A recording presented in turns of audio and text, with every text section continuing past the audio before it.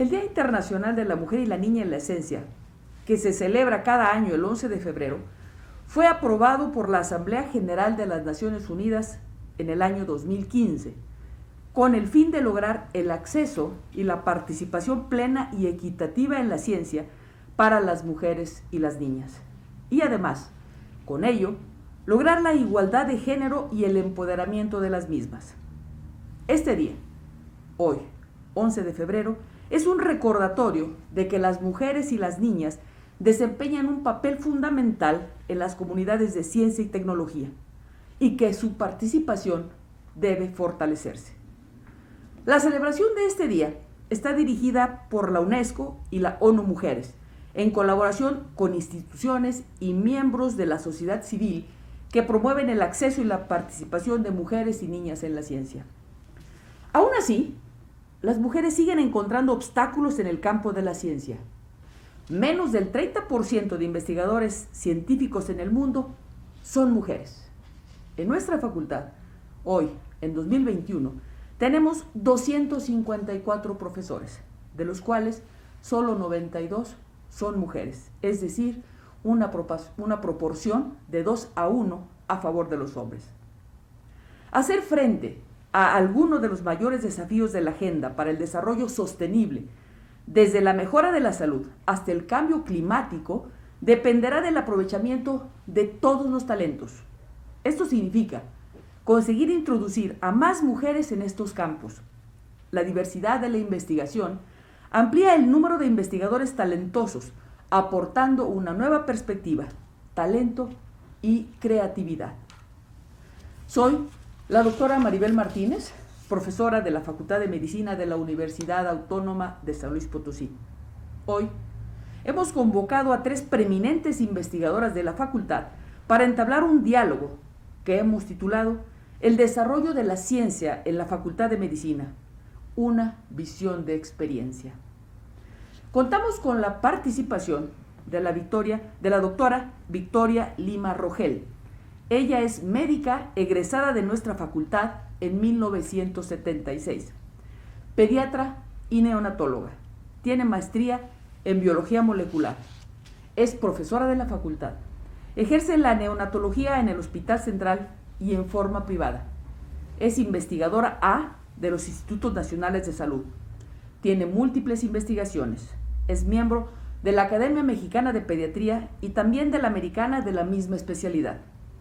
La doctora Lima no solo es todo eso, es también esposa, mamá de 3 hijos y abuela de 9 nietos.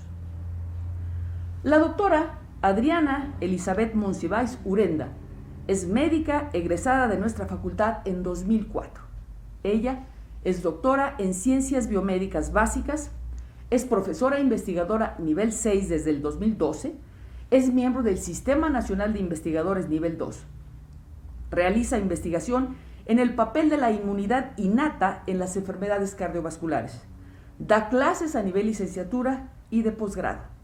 Ella también es esposa y mamá de 2 hijos, que amorosamente dice latosos hijos, uno de 6 y otro de 11. La doctora Mariana Salgado Bustamante es químico-farmacobióloga, graduada en el 2001. Es doctora en Ciencias Biomédicas Básicas desde el 2009. Es profesor investigador nivel 6 desde el año 2012. Es miembro del Sistema Nacional de Investigadores nivel 1. Realiza investigación respecto al estudio de mecanismos epigenéticos de programación fetal. Da clases de licenciatura y de posgrado. Ella también es esposa y mamá de 2 hijos de 10 y de 19 años. Permítanme introducirme al diálogo. En el año 2012 se publicó un estudio de la Universidad de Yale que dio lugar al llamado efecto Jennifer y John. En este estudio se pedía a docentes calificados de los departamentos de ciencias, esto es de física, química y biología, de 6 prestigiosas universidades norteamericanas, que valoraran la solicitud presentada por un estudiante John o un estudiante Jennifer, ficticios, para ocupar en sus departamentos el cargo de Lab Manager. Una de las peculiaridades del experimento era que la documentación que se iba a evaluar era exactamente la misma. La única diferencia era el sexo y el nombre de la persona solicitante. Los resultados fueron impactantes. Jennifer fue significativamente, y esto es desde el punto de vista estadístico, peor valorada que John, en todos los aspectos, y también fue merecedora de una remuneración más baja, independientemente del sexo de los investigadores que realizaron la investigación. Tales resultados constatan la existencia de un sesgo de género en la valoración de la competencia de jóvenes aspirantes a científicos y científicas profesionales. La percepción de menor competencia femenina es responsable de que las jóvenes tengan menos opciones de ser investigadoras para cargos de formación en investigación científica. El sesgo de género tiene un carácter general. Afecta por igual a hombres y a mujeres, así como personas académicas de diferentes edades, especialidades y rangos. Es por eso que se trata seguramente de un sesgo generado por los estereotipos culturales muy extendidos y no por una intención implícita de perjudicar a las mujeres de forma consciente. Doctora Monsiváis, usted es doctora en ciencias desde el año 2010. ¿Considera que en el momento actual, en nuestro medio, es difícil para una mujer introducirse en el mundo de la ciencia y la tecnología?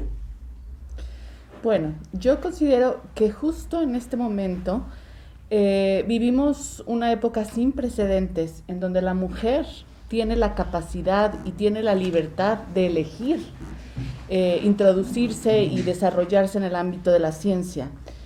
No creo que en este momento sea difícil iniciar el camino científico.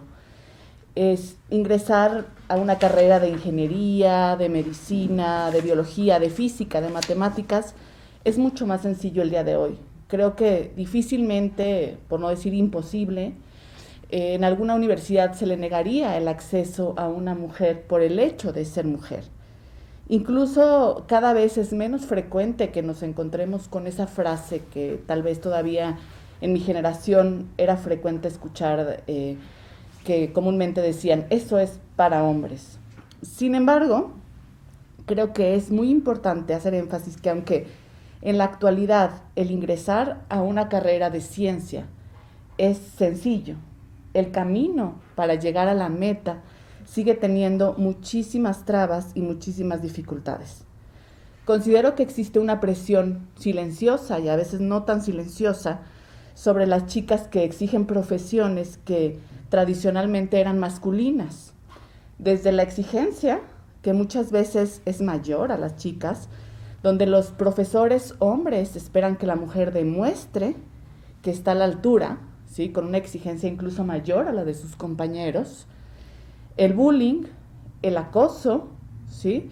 Ese machismo que aún vivimos en la actualidad hace que sea mucho más difícil para una mujer llegar de forma satisfactoria al término de su carrera científica. Y además de esto, considero que la problemática actual olvida que el incentivar a las niñas desde pequeñas al camino de la ciencia sigue estando muy por abajo de lo que debiera ser. Es cierto que la sociedad en general desestimula el enfoque hacia la ciencia, hacia la tecnología en general. Sin embargo, si ustedes van a una juguetería, pueden encontrar el área de juguetes de niñas, en donde todo gira alrededor de la maternidad, el cuidado de casa, la moda. En sí, creo que si no hacemos un cambio como sociedad para lograr que las chicas se interesen realmente por la ciencia, esto no va a cambiar, a pesar de que existan la libertad y las posibilidades de ingresar a la ciencia. Debemos dejarle claro a las niñas que existe todo un mundo de posibilidades y que ellas están al alcance de todo. Muchas gracias, doctora. Gracias. Monsiváis. Doctora Salgado, siguiendo la misma temática, desde el punto de vista personal, ¿en algún momento sintió rechazo o marginación durante su preparación o actualmente en el desarrollo de su vida profesional como investigadora? Yo creo que hemos llegado a normalizar algunas conductas y acciones dentro del ámbito laboral. El hecho de que lleguemos y nos integremos en un grupo, por ejemplo, de hombres, donde existe una discusión científico-política y que en cuanto nosotros nos integramos cambian el tema hacia, por ejemplo, el clima o cuestiones más triviales, a mí, lo considero como un rechazo. Rechazo a integrarnos a un debate científico lógico y considerar nuestro aporte como un debate pues igualitario. Y esas situaciones, a pesar de que son cada vez menos, sí hemos llegado a vivirlas. Sí, es una pena el de darse cuenta que a veces la barrera puede ser tan sutil que es imperceptible, pero Así existe. es. Doctora Lima, en su época de estudiante, ¿encontró dificultades en su desarrollo, en su entrenamiento en la facultad o posteriormente en el ámbito hospitalario durante su residencia por el hecho de ser mujer? Bueno, aquí en la Facultad de Medicina realmente nunca sentí ningún rechazo ni nada, o sea, en todos los años que estuve, a pesar de que entramos a la generación, varias mujeres y salimos solamente 2, ¿sí? O sea, las demás personas que fueron nuestras compañeras eran de otros grupos, pero solamente salimos 2, o sea, en la Facultad de Medicina pues siempre ha sido algo muy importante en el país y tiene un nivel de educación pues que le ha permitido calificar ahora en los últimos años en lo que es todos los exámenes que se hacen a nivel nacional. Entonces yo a nivel de aquí de la Facultad de Medicina no tuve absolutamente ningún problema. La educación era un poco diferente que es ahora. Ahora tenemos los medios de comunicación que es tan fácil que accesamos a ellos. Y en aquel tiempo pues teníamos que ir a la biblioteca de la facultad y sacar muchísimos libros para estudiar. Era más complicado el problema. Pero cuando entré quise estudiar pediatría, que finalmente me di cuenta que era el motivo de por qué estaba estudiando medicina, los niños. Cuando llegué a presenté examen en el Hospital Infantil de México, porque mis maestros, algunos eran de ahí, pues casi siempre tiene uno una persona que es el ideal para seguir. Ve uno cómo trabaja, cómo es su desempeño, cómo es su vida personal. Se da uno cuenta que pues, es una persona que no puede lograr lo que esta persona logra, que es el objetivo de los maestros. Entonces, cuando llegué ahí al infantil, presenté mi examen, pasé, y me dijeron regrese tal día. Cuando yo regresé, pues regresé embarazada, porque ya estaba casada. La persona que estaba ahí, que era una persona pues muy conocida aquí en México y todo, me dijo, aquí no pueden ingresar mujeres embarazadas. Entonces para mí fue un problema, bueno, sentí que se me caía el mundo. Sin embargo, toda mi niñez estuve motivada por un padre excepcional, de una madre que todavía vive, afortunadamente, acaba de cumplir 90 años.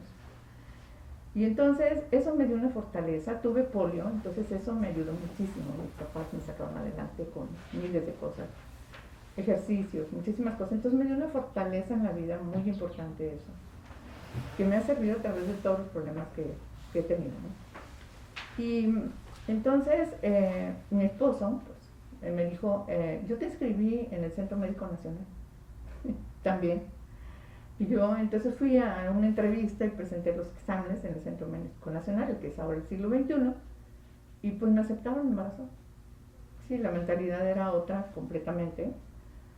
Hablando de las barreras, que creo que todavía existen, pero que varían en diferentes lugares. Yo creo que es algo muy importante que todavía existen. Y entonces, porque en otros países sabemos todas las experiencias que tienen las mujeres, ¿no? Y entonces, pues ahí me aceptaron. Antes la especialidad de pediatría en el infantil era de 2 años y en el centro médico era de 3 años. Entonces me dijo mi esposo, si quieres ir el año que entra, porque aparte la carta que me dieron le cambiaron la fecha para el siguiente año, ¿sí? Entonces yo tengo todavía mi carta esa. Y entonces entonces me mandó llamar el director y fui. Y le dije que pues que no, que yo ya estaba acá en el centro médico y que pues aquí en el centro médico los maestros eran excelentes también y que no había tenido ningún problema en cuanto a lo otro que me había mencionado, ¿no? Entonces creo que sí es difícil, es bastante difícil, todavía creo que en algunos lugares sigue siendo difícil, especialmente para las mujeres que tenemos que cumplir varias funciones y que no sé cómo las cumplimos, pero todas las cumplimos, o sea, hay muchas caricaturas de haciendo muchas cosas las mujeres, pero la verdad es que las cumplimos. Y creo que eso es algo muy importante, ¿no? Mi esposo y yo regresamos después de la especialidad y 10 años después decidimos volver otra vez a ir a estudiar. Y bueno, cuando yo vine la primera vez que estábamos estudiando, nos dividimos para estudiar, él hizo otras 2 especialidades, yo hice otra especialidad. Llegué y ya había maestra y había chofer. Yo dije, ¿por qué es maestra y chofer? No, yo no puedo con todo lo que hacen las mujeres. Eso sería mi opinión. Ok. Bueno, históricamente la maternidad ha sido considerada la principal diferencia biológica entre los géneros. Y a usted le cambió la institución del título de egreso. Se plantea que en cuanto no es perceptible en la conciencia de los sujetos del mundo de la ciencia el principio simbólico de género que lo rige, opera de manera automática, marcando tanto el quehacer profesional como la subjetividad de las investigadoras. Doctora Monsiváis, y a propósito de la maternidad, usted es madre de 2 pequeños hijos. ¿Considera que la maternidad es una limitante en el desarrollo profesional de la mujer? Estamos hablando quizá de 20 años después de que la doctora Lima tuvo esta vivencia. Bueno, esa es una pregunta muy interesante, complicada. Y la palabra limitante es algo que no me gusta y a lo mejor al contrario, me hace querer ir en contra de ella. Pero vamos a hablar de la realidad. Y podríamos poner la respuesta en 2 perspectivas. Es cierto que en la actualidad los patrones de familia no tradicional están cambiando constantemente. Y actualmente puede ser que haya núcleos familiares en donde la equidad, la división del trabajo doméstico sea pues realmente un 50-50 o se acerque a ser un 50-50. Y eso pues permitirá que el desarrollo profesional de la mujer vaya a la par que el de cualquier otro par masculino. Sin embargo, también es cierto que en nuestra sociedad existe aún una forma tradicional de convivencia en donde se espera que la mujer se haga cargo de prácticamente todo lo relacionado al hogar y a la crianza del hijo. Y aun cuando tenga apoyo doméstico, apoyo en cuanto a las actividades propiamente del hogar, la organización de todas esas actividades sigue recayendo en la mujer. Y eso implica también mucho trabajo, el organizar cómo funciona un hogar. Obviamente que si la mujer quiere cumplir todo en un nivel máximo, pues en algún momento se va a sentir frustrada. Y la mayoría de las veces va a optar por sentirse frustrada en lo profesional y no en lo familiar, ¿no? Vamos a preferir, en la mayoría de los casos, poner todo nuestro mejor empeño en la familia. Y bueno, esto es una realidad que se ha hecho evidente ahora con la pandemia COVID.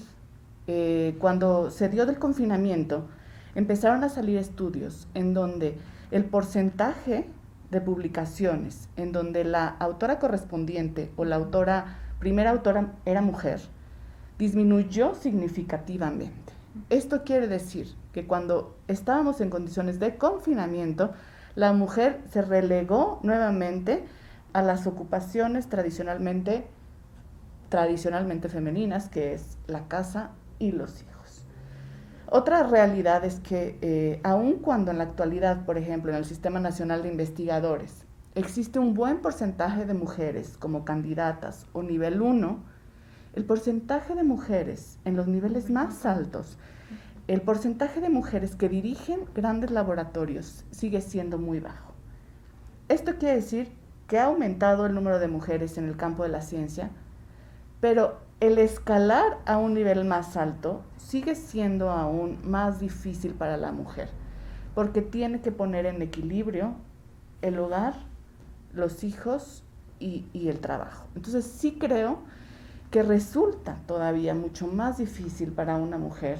Tiene que poner muchísimo más de su esfuerzo, de su empeño, de su equilibrio mental para lograr lo mismo que lograría un par masculino que tenga las mismas bases intelectuales, escolares, de experiencia, o incluso que tenga el hombre menos, y aunque ella tenga mayor capacidad, experiencia, aún así para ella le va a costar un poco más de trabajo.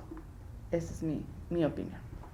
Muy de acuerdo a los señalamientos de Ulrich y Elizabeth Beck, en el sentido de cómo en el mundo contemporáneo se vive de manera conflictiva el hecho de tener hijos, ya que el paralelo deseo de una vida propia, entrecomillada, que genera la sociedad individualizada, afecta a la vida de los sujetos al aumentar las exigencias que se asocian con el tener hijos, cuestión que cada vez se percibe más como una carga para muchas mujeres y un obstáculo, y en el resultado de una decisión que pretende poder calcular obsesivamente todos los costos, riesgos, implicaciones y posibilidades.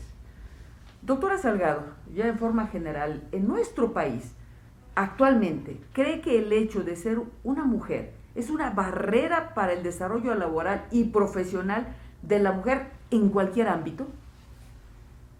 Yo creo, y me uno al pensamiento que acaba de expresar la doctora Monsiváis. Estoy de acuerdo totalmente. Si queremos ponerlo o llamarlo como un límite o una barrera, está relacionada con la distribución desigual de los roles dentro de una familia. Cuando una mujer decide formar una familia,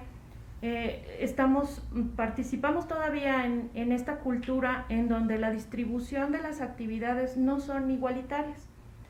Y mientras no sea esta distribución de forma igual, entonces la carga siempre va a residir mucho más hacia la mujer. Y eso implica, pues precisamente lo que comentaba la doctora Monsiváis, que haya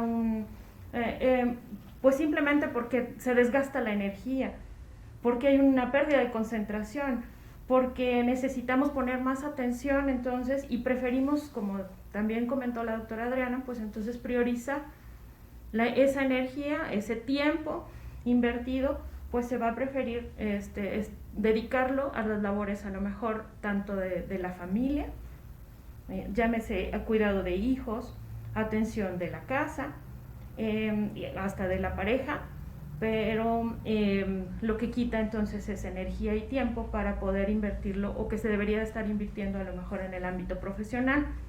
Si queremos llamarlo así, como una limitante del ser mujer, la limitante sería pues la distribución desigual de estas tareas y actividades que consideramos como naturalmente atribuidas o destinadas a que las realice la mujer prioritariamente. Muchas gracias, doctora Salgado. Doctora Lima, ¿podría decirnos, ya una vez graduada, qué obstáculos llegó o tuvo usted que superar para ser neonatóloga, investigadora, reconocida a nivel local, nacional y, por qué no, internacionalmente por sus publicaciones? Bueno, yo creo que una de las cosas que están mencionando es muy importante. O sea, cuando salí de mi carrera, pues tenía ya 2 hijos, tuve otro hijo que fue la tercera, muy queridos, y entonces tuve que esperar a que ellos crecieran y tuvieran ya una edad en la que sabemos que los niños pueden tener ya una formación casi completa, diríamos, y entonces ya decidir qué quería seguir estudiando. Pero sí, todo ese tiempo, que fueron muchos años, tuve que esperar a que ellos se desarrollaran, ¿sí? No he tenido ningún problema yo en cuanto a mi pareja. Creo que siempre hemos trabajado 50 y 50% en todos los aspectos, siempre he recibido el apoyo. Pero la gran responsabilidad que uno adquiere con decidir ser madre, pues hay que cumplirla, ¿verdad? Hay que cumplirla, es muy importante la formación de lo que serán después ellos como nosotros somos. Entonces eso es algo que sí siento que, o sea, tardé en lograr los objetivos. Y posteriormente, cuando empecé a hacer investigación, me acuerdo que me llamaron de Estados Unidos para decirme que fuera a presentar un trabajo que habíamos hecho aquí nosotros de investigación. Fui a la universidad y eso era en Gainesville, en Florida. Y cuando presenté mi trabajo, me ofrecieron trabajo. Me quedé ahí inmediatamente. Y entonces, ¿qué pasó? Pues no, porque mi familia, ¿verdad? Entonces, yo creo que eso, en muchos lugares me han ofrecido trabajo en Estados Unidos y creo que no he podido aceptar por eso, porque tengo que pensar en mi familia. Algo que aprendí cuando estuve allá es que cuando una persona decide casarse o tener una pareja, hacen arreglos, diríamos, entre comillas, desde antes. ¿Qué es lo que hacen allá? Como en Estados Unidos, por ejemplo, la gente se mueve mucho, dicen ellos, nosotros, bueno, se traslada, diríamos en español, de una universidad a otra según la calidad que tenga cada persona como clínico o como investigador. Entonces ellos deciden que se van a ir de acuerdo a lo que le convenga a cada quien. Y entonces es una decisión que ya tienen tomada desde antes, ¿sí? Y entonces eso les permite desarrollarse ambas personas, ¿verdad? Algunos tienen que ser en una cosa, otros en otra cosa. Pero nosotros aquí es más difícil, como dicen, tenemos un pensamiento más arraigado en vivir en una localidad, en tener una casa, una propiedad. Y eso también es una limitante, ¿no? Entonces yo creo que esas serían más o menos las limitantes que tuve para no ir más allá de lo que hubiera podido ir, pero bueno, me siento satisfecha, ¿verdad? Pero creo que es algo que es real, ¿no? Una realidad, como lo están mencionando.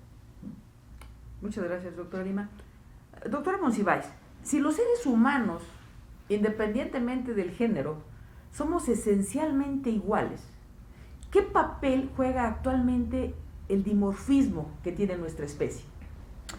Bueno, esa es una pregunta que en un inicio, cuando revisamos un poquito la entrevista, no supe hacia dónde abordar. Y entonces me voy a extender un poquito porque creo que es algo realmente importante y que tiene mucho que ver con todo lo que hemos estado hablando, ¿no? El dimorfismo sexual existe en la naturaleza y es definido realmente como las variaciones que existen en la fisionomía externa, la forma, el tamaño, entre machos y hembras de una misma especie. En el ser humano también existe un dimorfismo sexual, ¿sí? Y no solo un dimorfismo fenotípico, sino un dimorfismo, genético, ¿no? Tenemos un par de cromosomas que no son idénticos, hombres y mujeres. Podríamos decir entonces que biológicamente hombres y mujeres no somos iguales, somos distintos y eso es más que evidente. Sin embargo, existe otro concepto que podría ser el dimorfismo humano en el área o en la visión sociocultural, ¿sí? Este dimorfismo sociocultural define el comportamiento esperado de un hombre y de una mujer. Y este tipo de dimorfismo no es más que el resultado de constructos sociales. Se basa en arquetipos, ¿sí? Podríamos decir que resulta en la actualidad este dimorfismo o puede resultar un lastre para alcanzar la equidad de género que tanto hemos estado buscando. Y a este aspecto quisiera citar un fragmento, espero no tardarme mucho, del libro del segundo sexo de Simone de Beauvoir. ¿Quién mejor que ella para resaltar la importancia de este concepto, ¿no? Ella hizo una gran indagación y escribió ampliamente al tema, pero bueno, solamente voy a poner algo que me parece bastante pertinente. Y dice así: por término medio, la mujer es más pequeña que el hombre. Tiene menos peso, su esqueleto es más frágil, la pelvis es más ancha, adaptada a funciones de gestación y el parto. Su tejido conjuntivo fija grasas y sus formas son más redondeadas que las del hombre. El aspecto general, morfología, piel, sistema piloso, es netamente diferente en los dos sexos. La fuerza muscular es mucho menor en la mujer, aproximadamente los 2/3 de la del hombre. Tiene menos capacidad respiratoria, los pulmones, la tráquea, la laringe son también más pequeños. La diferencia de la laringe comporta igualmente la diferencia de voz. La inestabilidad es un rasgo notable de su organismo en general. Y bueno, amplía un poco más acerca de la inestabilidad y de cómo las hormonas, el embarazo, los ciclos menstruales en la mujer, todo esto le dan esa idea de inestabilidad. Muchos de estos rasgos provienen igualmente de la subordinación de la mujer a la especie. He ahí la conclusión más chocante de este examen. De todas las hembras mamíferas, ella es la más profundamente alienada y la que más violentamente rechaza esta alienación. En ninguna de ellas es más imperiosa ni más difícilmente aceptada la esclavización del organismo a la función reproductora. Crisis de pubertad, crisis de menopausia, la maldición mensual. Si se le compara con el macho, este aparece como un ser infinitamente privilegiado. Su existencia genital no contraría su vida personal, que se desarrolla de manera continua, sin crisis y generalmente sin accidentes. Por término medio, las mujeres viven más tiempo. Estos datos biológicos son de suma importancia. Representan en la historia de la mujer un papel de primer orden. Son elemento esencial de su situación. En todas nuestras descripciones, en el libro, ¿sí?, se van a referir a ello, porque siendo el cuerpo el instrumento de nuestro asidero en el mundo, este se presenta de manera muy distinta según que sea asido de uno u otro modo. Una de las claves que permiten comprender a la mujer. Pero lo que rechazamos las mujeres es la idea de que constituyan para ella un destino petrificado. No bastan todas estas diferencias para definir una jerarquía de los sexos. No explican por qué la mujer es lo otro. No la condenan a conservar eternamente ese papel subordinado. Entonces podría decir que sí existe diferencia, pero la capacidad es igual para ambos sexos. A propósito de la capacidad intelectual, doctora Salgado, siguiendo con las diferencias biológicas, de acuerdo a la neurociencia, ¿podríamos aceptar que hay un cerebro masculino y un cerebro femenino? Es una pregunta que ha causado mucho debate, definitivamente. Como comentaba la doctora Monsiváis, y concuerdo nuevamente con ella en todas las respuestas, anatómica y fisiológicamente existen diferencias. El cerebro de las mujeres pesa incluso 100 gramos menos, al menos, y definitivamente se ha descrito también el importante papel que tienen las hormonas sexuales durante el desarrollo de este órgano también, y sus funciones. Sin embargo, por lo tanto, bueno, se podría considerar que su velocidad de crecimiento, la formación de la sinapsis, guarda una relación pues con el sexo del individuo. Es cierto que existen algunas diferencias en el número de conexiones, la cantidad de sinapsis, la temporalidad en la que se llevan a cabo. Sin embargo, más que nunca existe un debate acerca de si esas diferencias son suficientes para afirmar que existen diferencias en la capacidad intelectual y el desarrollo profesional, que sería, bueno, pues como motivo de este debate. Ahora que se conoce más acerca del funcionamiento del cerebro humano,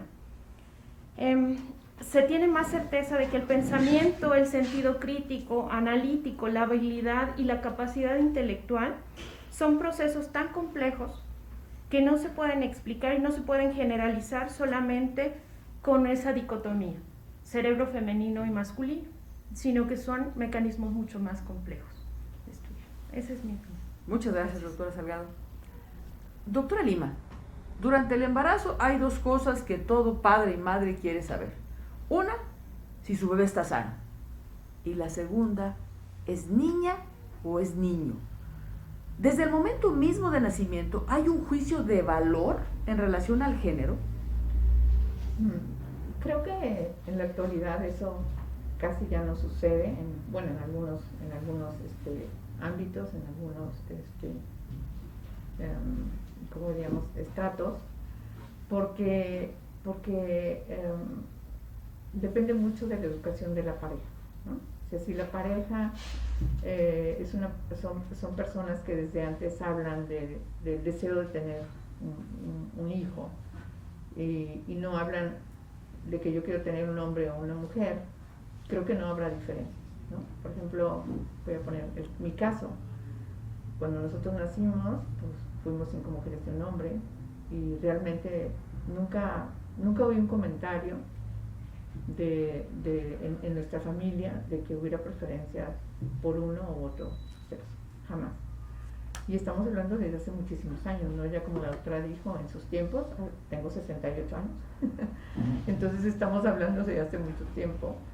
Y afortunadamente creo que eso es como algo propio de cada cultura, ¿no? De cada cultura más que nada. Pero en la actualidad creo que entre personas que platican antes, o sea, que tienen una relación antes de amistad o de otro tipo, antes de ser pareja o de casarse, creo que ya se platican muchas cosas que antes no se platicaban, ¿no? Anteriormente posiblemente la persona llegaba así sin ninguna reflexión al matrimonio, ¿no? Aunque ya con más atracción física, con más costumbre, con más familias. Pero en la actualidad ya las mujeres están conscientes de lo que quieren o de lo que queremos, y entonces escogemos la pareja que nos va a acompañar para lograr eso, ¿no? Yo creo que esa es la clave para que todos evolucionen satisfactoriamente. Si esto se hace adecuadamente, yo creo que no habría ningún problema en que se tengan exclusivamente mujeres o exclusivamente hombres, no habría ningún problema. Desgraciadamente, pues esto no sucede a todos los niveles. Sí, hay personas que quisieran tener siempre en su familia un hombre, ¿verdad? Por ejemplo, China, ¿no? Que les pusieron hasta aquí de tener hijos. Hay más hombres que mujeres. Y obviamente los hombres tienen que salir a otros países a buscar mujeres donde casarse.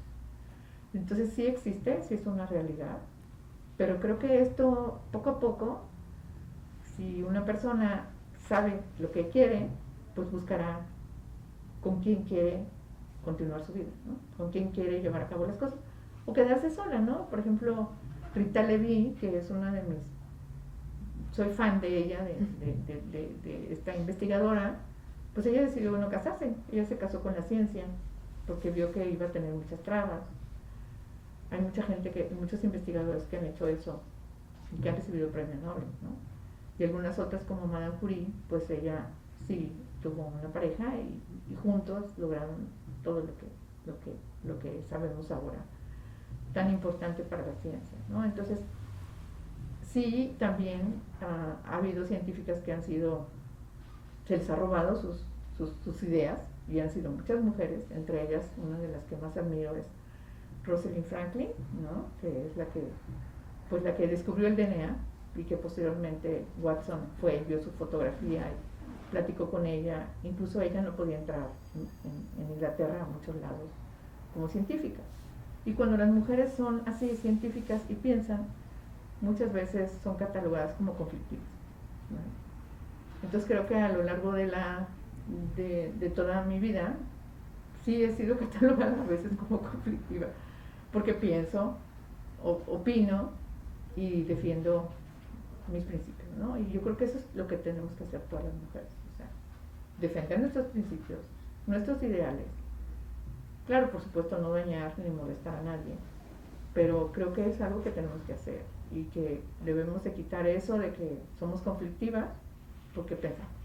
Es algo muy importante. No sé. Justamente lo que usted menciona, esto de ser firme en los ideales, en la convicción que se tiene, pelear por ellos, luchar por ellos, es algo que acabo de oír de las estudiantes de nuestra facultad. Las chicas de hoy tienen ese pensamiento, lo cual me da muchísimo gusto. Doctora Monsiváis, ya lo mencionaba usted hace un momento, el pensamiento automático es que los niños arman robots y las niñas bailan ballet. ¿Cree que hay áreas en la ciencia y la tecnología que deban ser limitadas por el género? No, definitivamente no. Eso sí es una respuesta tajante. Cada quien debe elegir su desarrollo profesional en base a sus pasiones, en base a sus talentos, a sus gustos, a sus intereses, y el éxito que alcance en esa área va a depender de sus propios méritos personales como ser humano, no definido por el género, ¿sí? Debemos dejar, como mencionaba usted, esos constructos sociales a un lado. Debemos romper esos constructos y dejar que el ser humano elija lo que quiere hacer por sus gustos. Y bueno, ya nada más como un paréntesis, espero que un día mi hijo no me eche en cara, pero por ejemplo en mi casa yo tengo 2 varones y ellos son libres de elegir lo que les guste hacer. Uno de mis hijos adora hacer muñequitos a crochet y es buenísimo para hacerlo.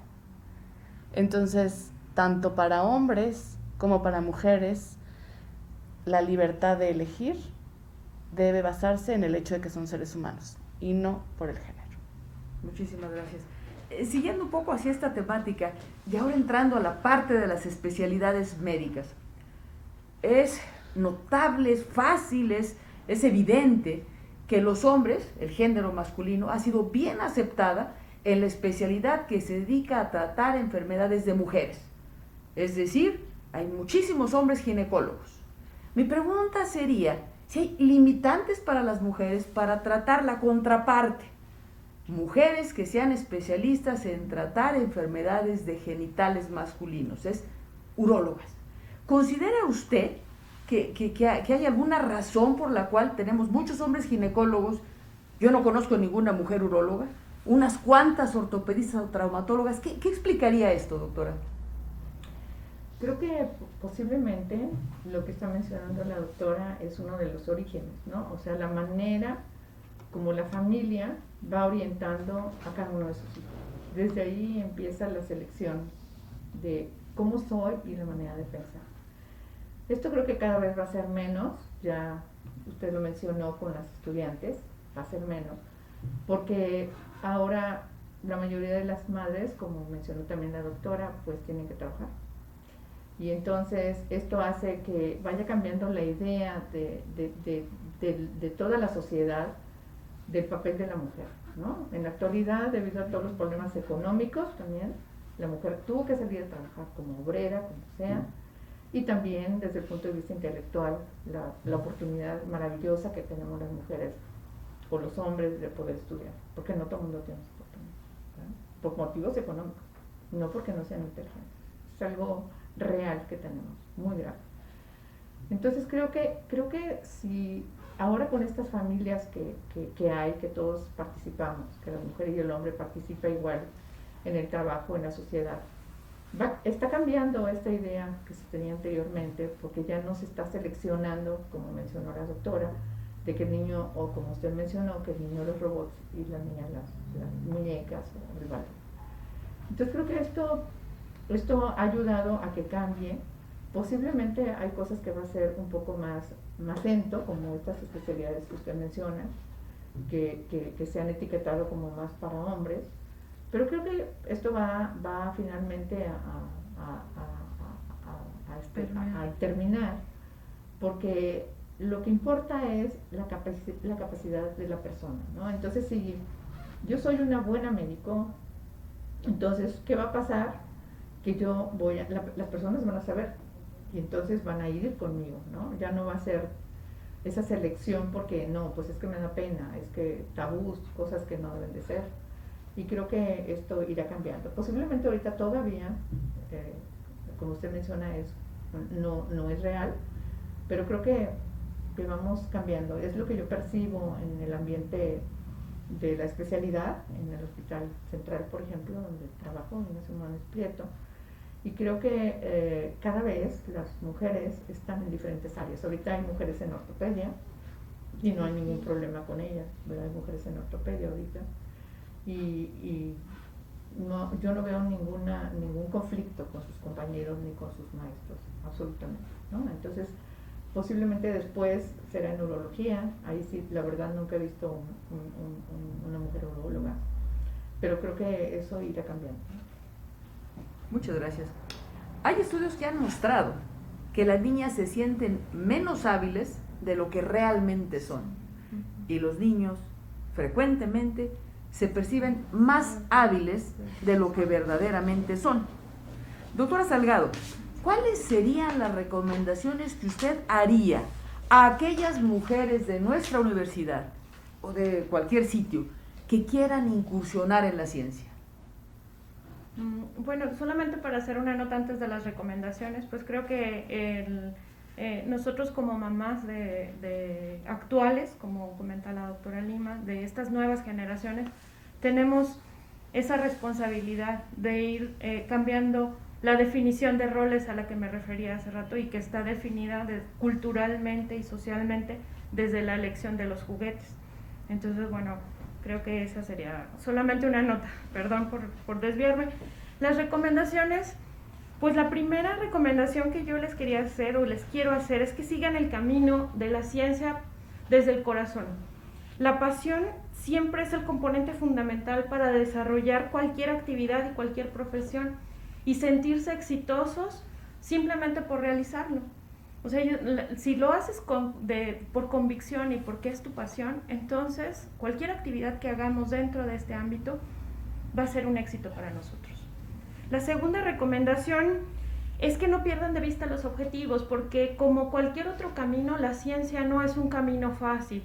A veces, como es común encontrar en algunos de los memes o de algunos chistes que encontramos, bueno, pensamos que empezamos aquí y terminamos acá con una línea recta y tenemos muy claro el objetivo así, en ese camino. Pero el camino de la ciencia, como muchas otras profesiones, pues tiene altibajos, tiene problemas, encontramos muchas, pues no obstáculos, pero a lo mejor sí retos que debemos saber librar y que es donde realmente surge esas habilidades, esas capacidades, ese tipo de factores positivos que alimentamos y que a lo mejor, como usted comentaba, uno como mujer decíamos, no creía que tenía hasta que enfrentamos ese reto.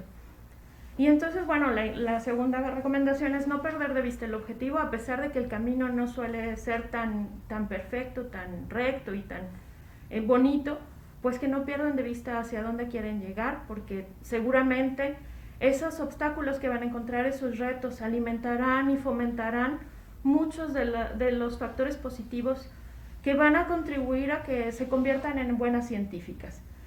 Y la tercera recomendación, bueno, pues es que disfruten de cada paso que están dando en ese camino hacia la ciencia. Si realmente lo hacen con el corazón, si no pierden de vista su objetivo, pues entonces puedan disfrutar cada día de las actividades que están realizando en este camino de la ciencia. Entonces, bueno, esas serían como las recomendaciones. Bien, pues muchísimas gracias a ustedes. Ha sido un verdadero honor conjuntar a mujeres tan capaces y tan seguras de sí mismas, que han llegado a ser verdaderamente unas exitosas profesionales e investigadoras, librando las múltiples barreras que a veces son muy firmes, aún en el momento actual, o a veces tan sutiles que no se perciben. Han vencido las creencias que hemos recibido durante nuestra educación y que nos llevan al pensamiento automático de que la inteligencia está en el otro género. Ser mujer no debe significar luchar más para obtener lo mismo. Para la UNESCO, lograr que las mujeres y las niñas tengan mayor participación y aceptación en la sociedad actual es una prioridad que a la larga contribuirá de forma asertiva a que todos podamos, independientemente del género, tener una vida más feliz y plena. Muchísimas gracias.